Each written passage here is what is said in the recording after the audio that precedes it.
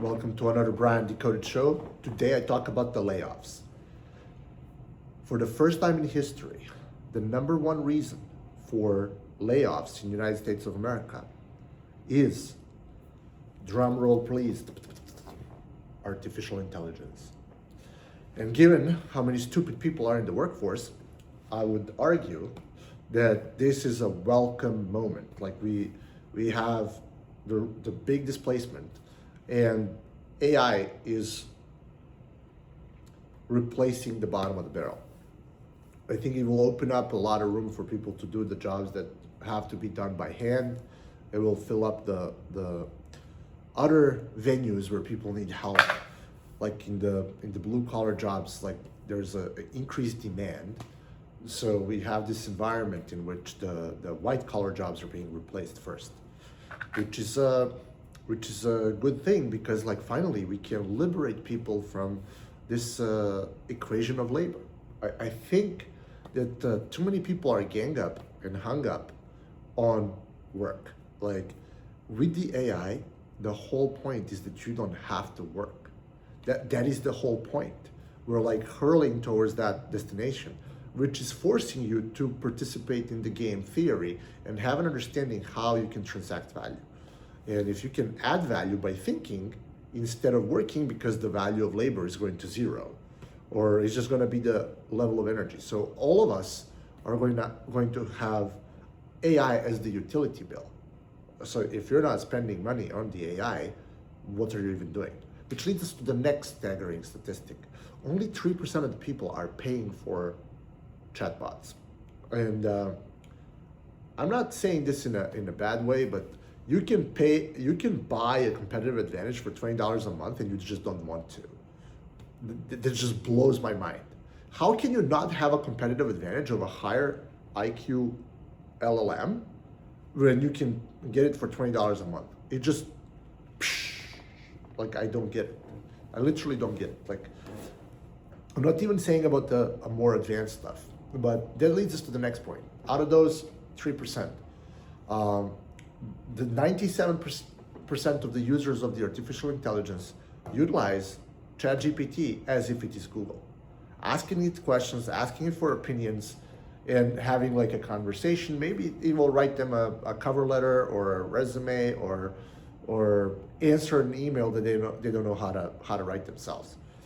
Which leads us to a position like we have democratized access to the intelligence, and 97% of the population is not willing to invest into bettering themselves, which is just telling you how early we are in this game. We're incredibly early.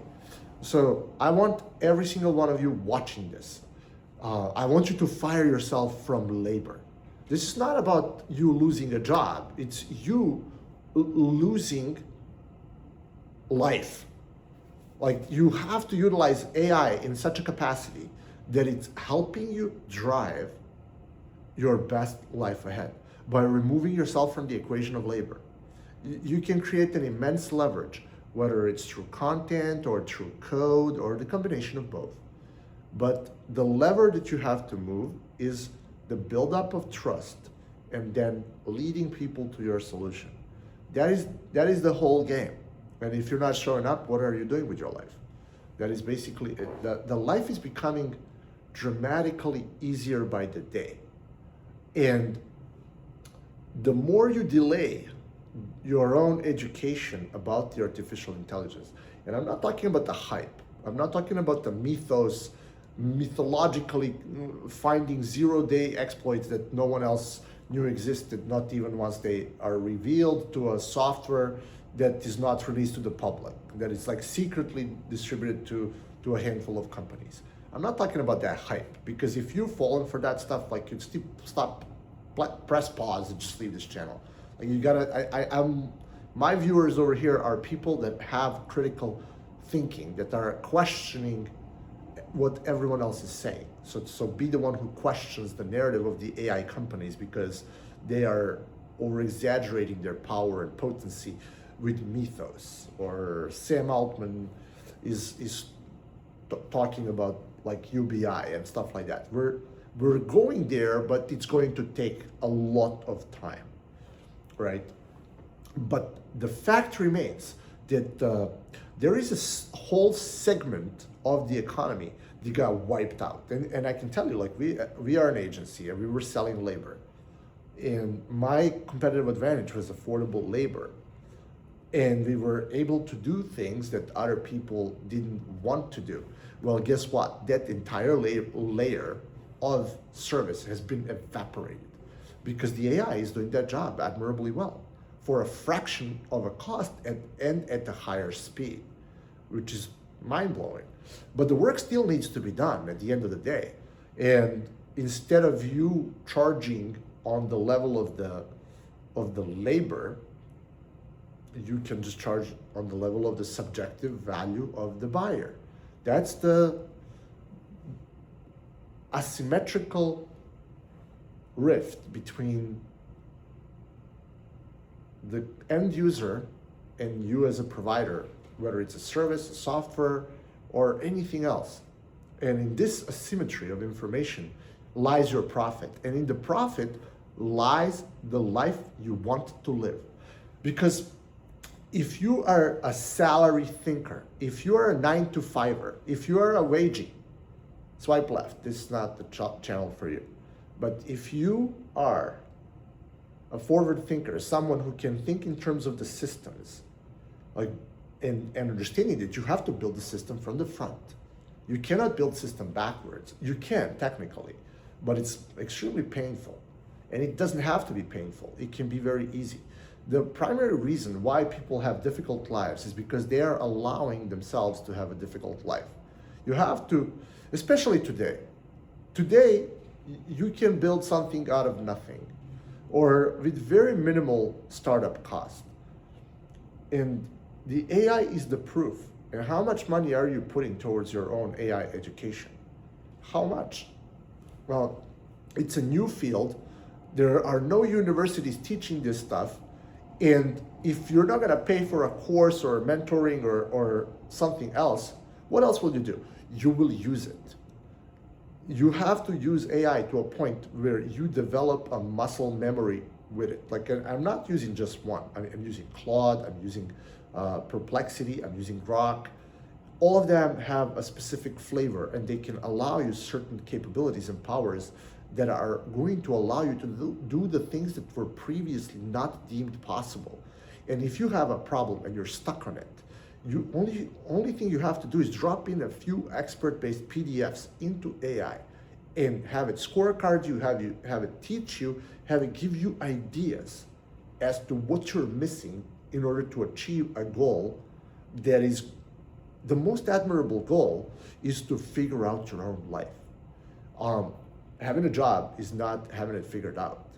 And the core tenet of Brian Decoded's philosophy, Decodism, is being 100% remote. Like, I don't have to be in Chicago. I spent 5 months in Europe. I can leave Chicago for 5 months at a time and I skip the winters. I just come back here when the time is nice. It's the best city in the world, but like, oh my God, the winter, right? So 100% remote allows you to pick and choose to be wherever you want to be. And having a job is one of the biggest disadvantages that a human can have in 21st century. You have cheap flights. You can go to Bali. You can go to Ibiza. You can go to Barcelona. You can go to Berlin. You can go to Venezuela now. I'm not sure it's fun, but popped in my head. And you choose to stay in traffic. I stayed in traffic. I had a job. It was the most excruciating experience of my life. Not to be ungrateful, but once you reach, I think that there is a bigger jump in quality of life from working in the office to going remote than it is from being remote to being a millionaire. And I've experienced all three. And I can tell you, God bless the day when I gave my bosses 1 month notice and they were like, you know what, just give us the passwords when we ask you, like, we'll pay you for your last 2 weeks, you can go home. God bless him. I was like so nervous that I'm quitting my job, right? That was 2018, December 25th. I was like giving him my 1 month notice because I was a manager. I was responsible slave. um, the only reason, or the only people whom I would tell do not quit, are the people that have over $100,000 a year, that are working from home, and that they have like a flexible enough of a schedule in America. That's the only type of people that would say like, well, you don't really need to quit your job, especially if they work like from home 4 to 6 hours per day, or attend some meetings and add value to their company. Especially now with the AI, if you're like AI first, or you're like making yourself AI native, right? The Gen Z, for example, they are video native. They are not afraid of hopping on videos. Like millennials have such a huge disadvantage of hopping on a video. Like I'm one of the rare millennials that actually hops on a video. All of them are like, why would I be on a video? Well, like we're not used to recording ourselves. The Gen Z have that advantage. So whatever the next generation is going to be AI native generation. They will be growing up with muscle memory of the artificial intelligence. They won't even understand how it works. They're going to be like, oh, it's just working. And AI is a thinking partner. AI is a thinking partner. Like, if you don't give it context, if you're not using it the right way, you're missing out massively. And I get like so upset when I see people using ChatGPT like Google. Like, first of all, like if you're on this channel and watching chat and you're using ChatGPT, stop. Like switch to Claude. And I'm not saying this like, oh, I think that LLM level, ChatGPT and Claude are very similar. Very similar. But the fact is that Claude, even if it was stupider than ChatGPT, and it's not at the moment, like it's like edging ahead, I would still use Claude because of the user interface that is designed for work and not for chat. So instead of chatting with the AI and talking your girlfriend problems into the app, you can switch from that and you can go to Claude and you can work. Like you need to turn your Claude into a command center that allows you to replace yourself from labor just by talking to it. The talk with the AI is the most important thing. Like you go in a park, you take a walk and talk to your chat bot, and it does things for you because you used model context protocol for it to replace you from sitting in front of the computer. And you don't need people anymore to do this. Like I had to hire a 20 people team and I had to downsize to AI first and AI native employees that want to know how to get better with using the artificial intelligence. Anyone who was lagging behind, they got wiped out. No surprise that Jack Dorsey fired 40% of the company. No surprise that companies are cutting agency retainers. No surprise that Microsoft laid off people. No surprise that Elon wiped like 90% of the Twitter. Because this number of humans in workforce is not needed for value creation. There's more and more companies that are producing massive amounts of value with low headcount. Like, I think that there's a dominant hierarchy of society that is praising you for going big because that was like the value of the past.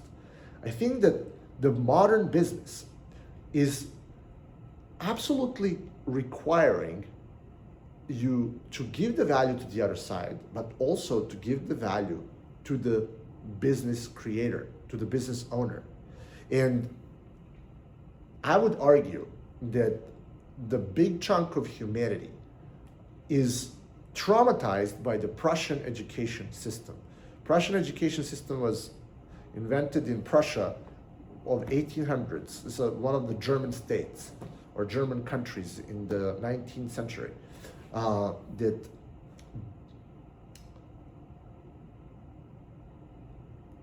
created very obedient population that was following orders and rules because if you follow the rules, you get rewarded. And they worked. They worked really well. But today, people that follow the rules, they get left behind. And if you do not take full accountability for your life, what will you do? How will you advance yourself? How will you expand your awareness as to what the artificial intelligence can do and what you can tell it to do? That is the biggest problem of modernity. This was first popularized with the rise of the social media. It's a wave that I've missed.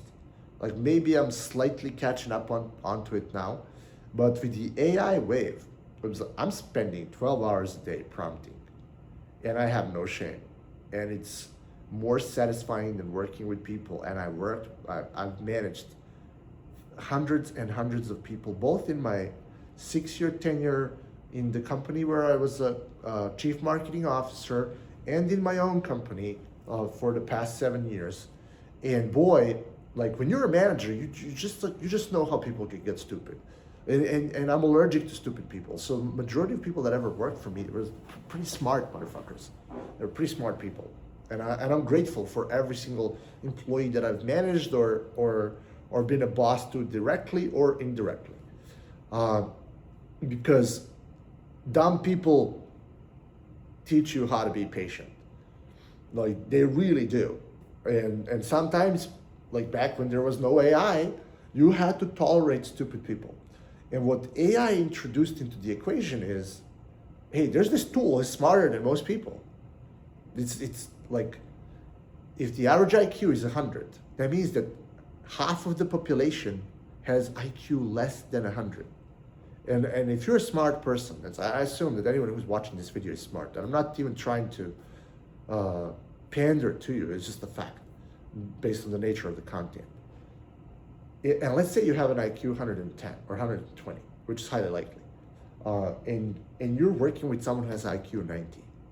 It's painstakingly difficult for you to keep up with someone who's slow. Like it drags you down. It drives you insane, right? So the AI was a blessing. It's like I will never have to deal with dumb people ever again. Like, no offense to stupid people, like we have to have sympathy, but for my own well-being, like I love the fact, like, because there's nothing more enjoyable in life than working with smart people and with the AI. Those are the two biggest, the most productive things that a human being can experience: working with smart people and working with the AI in a good capacity. And the reason why AI is so good is because of the close, tight feedback loops that are giving you a dopaminergic reaction because you have a sense of progress as if you are playing a video game. Now, this is a double-edged sword, and I'm seeing so many people that are getting sucked into the AI because the companies are very smart. The Replit, the Cursor, even ChatGPT and Claude, because they understand this nature of the human psychology. Like, I was personally addicted to social media. I was like working so hard to popularize my Twitter account. I did some good job, like I have 64,000 followers or so. But it was feeding into my dopamine loop, right? And I'm seeing now people getting stuck into building up these apps and spending thousands of dollars onto AI credits in order for the AI to one-shot their app or to build their software extremely fast. And in the world where the cost of production is a couple of $1,000s versus hundreds of thousands of dollars, the moat of cognitive capacity of developers being removed out of the equation, everyone can build apps now. So the whole thing where your thinking needs to go is harnessing human attention by all means necessary and building trust. Distribution plus trust equals revenue, because the cost of execution is going to zero. And the only remaining moat is the attention. So that's telling you something like, where do we go from here, and why do we go there? If you are someone who is obsessed with vibe coding, wake up, get real. Vibe coding is dead in the waters before it even started, because you can get someone to vibe code stuff for you from South America, and if they're like intelligent enough, you can get that for like $10 an hour. So that is the value of it, $10 an hour. Like, what is more valuable than $10 per hour? You hopping on a camera, persuading people that what you're saying is true, and then convincing them to follow you. And that is infinitely more difficult than talking to AI and getting like these ching, ching, ching, ching, ching moments where the AI says like, oh, congratulations, you're absolutely right, retard, because it's creating this loop of, I think that the word, it's not the psychopath, it's psychopath.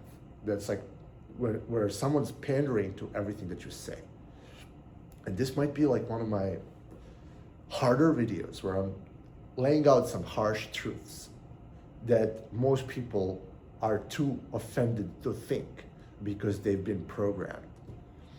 And programming is a backbone of a fair society. And I think that we really need to take care of our below average intelligent people. We're humans, there's a humanity aspect to it. But if you don't want to be a permanent underclass, what needs to happen in your life is you need to first learn how to use AI, and second, you need to learn how to sell and persuade on the internet. These are AI survival skills. We need to transcend the universal basic income and escape the permanent underclass. Because if you're not in top 1%, you're in the bottom 99%. And then you will live the life that universal basic income allows you. And we're not talking about today, but 10 years from now, what's gonna happen? How are you gonna get there? And it's gonna be a slow burn. I think beyond the artificial intelligence, we'll see people getting stuck in the sitcoms, like where they can have like some level of participation, where they will figure out how to fry down your dopamine receptors to the bone and have you extract the value, like by being a battery in the matrix. Like, oh, give us your body heat to fuel the AI reactors. That, like, because the AI is going to demand more and more energy, which leads us to the next thing. Like, how do you know you're pushing the limits? If let's say you get like a Claude, it has like very tight usage limits. If you're not hitting the usage limits, you're not trying hard enough. And like, you're not doing enough of actually real work. So the amount of work that you can put in a working session, I think that no one in 2027, if you work more than 3-4 hours per day, you're cooked. You're doing wrong things. Like, you're not thinking. You're throwing yourself out, into a grind because you've been conditioned to grind your entire life. Like, hustle culture is dying because the AI will do a job of hustling better than you. So why don't you put it to work? Because that's the mental game. You need to transcend the same things that are glorified by the society. Oh, work 12 hours a day. So I've been working 12 hours a day for the past 3 months. But that's because I've been bridging the gap of the skills that I didn't have, that I'm seeing that are happening in front of my very own fucking eyes. Pardon my profanity. I hope the YouTube algorithm gods are not gonna ostracize me from the views because of it. But I do hope you're enjoying this direct brash style that I thoroughly enjoy sharing with you, my dear viewers, intelligent ones. And if you're not, like, I don't know why you're watching this. It's for smart people only. Whew. I get so worked up. I hope you're genuinely getting entertained by the persona, right? So where does this take us? Well, because the internet is vast and infinite. It's a massive multiplayer online game that you participate in, whether you like it or not. Every time you open up your Instagram, YouTube, or whatnot, you're in this massive MMO game that allows you to connect, talk, and work with anyone. And you can transact value. The reason why most people don't do it is because they think that things that are on internet are not true. And if you think that things on internet are not true, I applaud you, because healthy levels of skepticism are needed, especially in the era where the AI is creating nearly perfect simulation of the real life through the energy alone. Just look at the memes that are like circulating on Twitter right now. So I want to applaud everyone who thinks that majority of the things that they see on the internet are not real, because you're right. They're not. And it's going to get increasingly worse to figure out what is real or what is not real. You have to tune into your God's given gift of pattern recognition to recognize what is BS and what is true, because that will determine the quality of your life. Because the closer you get to the truth, the more successful business you will be able to make. Because there's going to be a lot of scammers, and the ability to discern what is real and not is going to diminish by the minute, if not, and not by the hour, by the minute. Like, I have never seen, like, there was this very popular LinkedIn post of mine where this guy, this was an actual real life story. A guy called me and like, are you the owner of the Alpha Efficiency Google Workspace account? Well, you were declared dead. Someone declared you dead and they're trying to get into your account. Like, can you click this button to verify? And like, can you tell me which email are you talking about? And he gives me my honeypot email. So if you're watching this, you need to have a burner email that you're using to trap the hackers. So it's like, yeah, can I give him I let him into that account and I find his IP address while we're on the phone talking, because that's a burner account. There's nothing on that Gmail except the backup. It's like, bro, you're trying to scam me over here. And it was a very popular LinkedIn post. And literally 60 minutes ago, someone called me to tell me I was dead. Like, do you see the level of dedication that some people will go through? He found my number. He reverse engineered. He found like my Gmail, and he's like, let me call these people. He might have had like a list, and he's just like cold calling people all day, telling him someone said you're dead. It's a great pattern interrupt. Like I'm super glad I turned it into good content, right? But the ones that are going to be the elites of 2027 and beyond are the people that get into OPSEC, which is operational security, which will understand how not to dox their location, which will understand how not to give their private keys to a person that's on the phone cold calling them. You have to do better.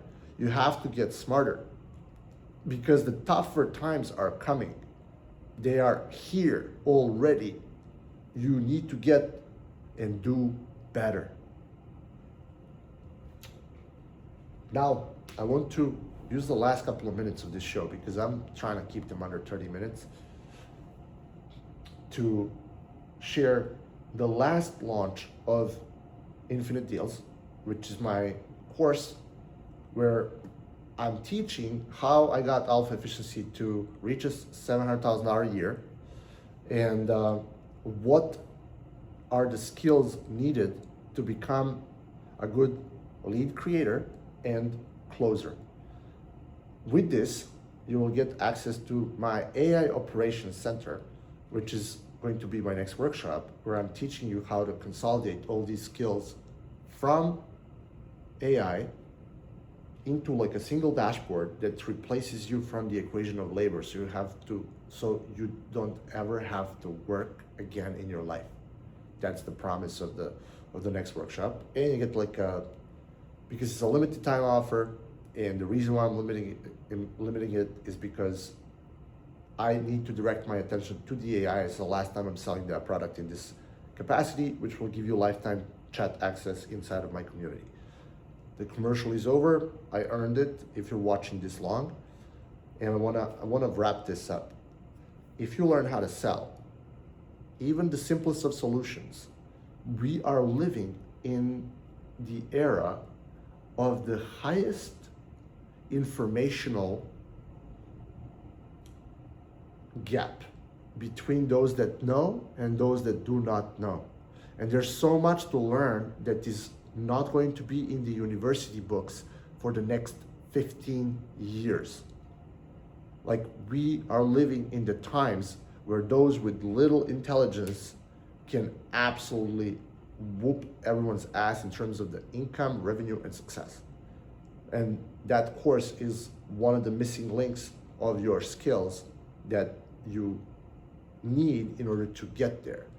So the future belongs to a polymath, to a person that is willing to learn multiple different skills and is not afraid to get good. And the most beautiful part is that you don't even have to get good at many things. The only thing you have to good at is the ability to sell and think. Once you get these two dialed down, you will never work a day in your life. Because the only work that you'll have will be on improving yourself and improving your mind. And if you turn that into a game, you're never gonna work a day in your life. Because what is there better to do than becoming better? You tell me, what is better to do than becoming better? And you should become better in these 4 areas of your life. And these are called 4 eternal markets: health, wealth, relationships, and happiness. If you're happy, have good relationships with family, significant other, etc. And if you are wealthy and healthy, what else is there to do? Like that is the pinnacle of human existence. You're not chasing some arbitrary number of how much money you need to have in the bank. You're just chasing happiness. And you're living by your own standard. That is the most important thing. Like, if you're asking me, if you can keep the balance, because a lot of people, they overinvest into one of these 4 fields, and they let all the other ones drag down that one field that they were over investing in. So the perfect example for that is a fat guy in a Porsche. Like, he's 40 years old, has a Porsche, and he's fat. And he thinks that the Porsche is gonna get him the respect of a girl. And he's single. For the whole reason, because he's fat. Don't be a fat guy in a Porsche, guys. It's very important not to be a fat guy in a Porsche, because it means you're chasing status over your own health, and you get none, because health is the ultimate status symbol. So the balancing act of these 4 games of life is paramount. And you could add a 5th one, is like spiritual purpose, as to who you want to be and how. So 33 minutes of who the companies are firing the most. And I went completely off the rockers, and I hope you enjoyed it. I look forward to seeing you in the next one. Have a good one, guys.